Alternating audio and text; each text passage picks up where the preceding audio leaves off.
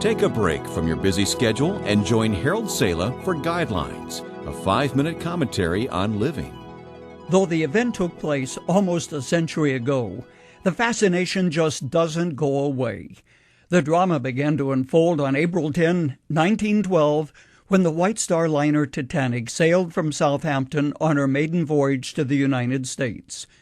The paint on her stacks was glistening and bright. 46,000 tons of steel had gone into making the Titanic the largest ship the world had ever known. Aboard that ill-fated vessel were some 2,000 persons, and the collection of personalities represented a gathering of the world's greatest and most influential people. There were also 700 very ordinary folks, immigrants who were headed to the U.S., hopeful that life there would be better for them. The Titanic had been constructed as the world's safest ship. An unsinkable lifeboat were the words used by the designers.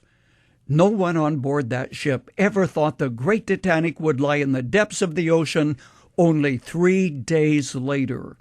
Certainly, there have been shipwrecks of far greater importance, but the sinking of the Titanic has captured the thinking of men and women with a singular fascination that is unique among the marine records of ships and sailing, possibly because of the foolhardiness and the folly of the whole thing. A ship that could not be sunk, indeed. Numerous warnings went unheeded.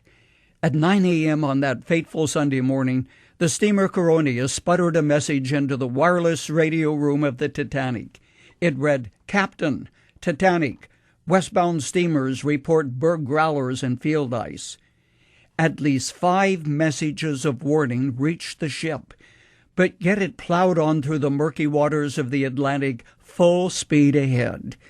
Then, about 11:30 p.m., an eerie mountainous chunk of ice, 90% submerged underwater, came looming up out of the darkness. There was a sudden clang of the ship's bell. Then there was a slight shock and a small list to port.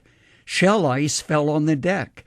That was the death blow to the ship that could not be sunk. But was it really an iceberg which sank the ship? On second thought, though, I am not at all sure it was an iceberg that sank the Titanic. The real killer of those 900 who died was overconfidence. Lifeboats with a capacity of 65 were lowered from the ship with only 28 people in them. As the ship was sinking, the band played ragtime, and the crew shot fireworks into the air to entertain the guests. But eventually, the Titanic sank. The death of that grand ship should forever be a warning to each of us. Overconfidence is one of life's greatest enemies. Do you know, friend, that the Bible repeatedly warns against overconfidence?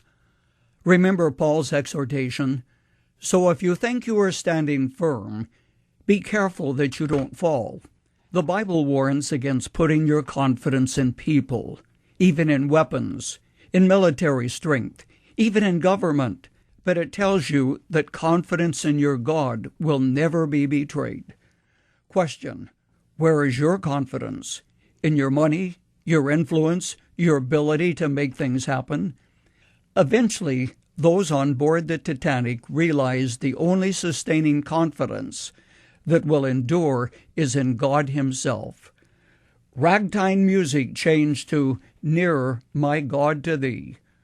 Overconfidence in human ability is dangerous. Make sure your confidence is in the Almighty.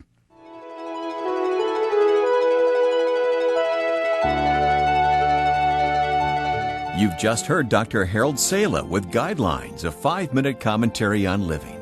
If you would like to listen to the program again, download a copy, subscribe to our e-commentary, or view other resources, visit guidelines.org. We would like to hear from you too. You can email us at info@guidelines.org. That's info@guidelines.org. Thanks for listening, and we invite you to join us again for the next edition of Guidelines.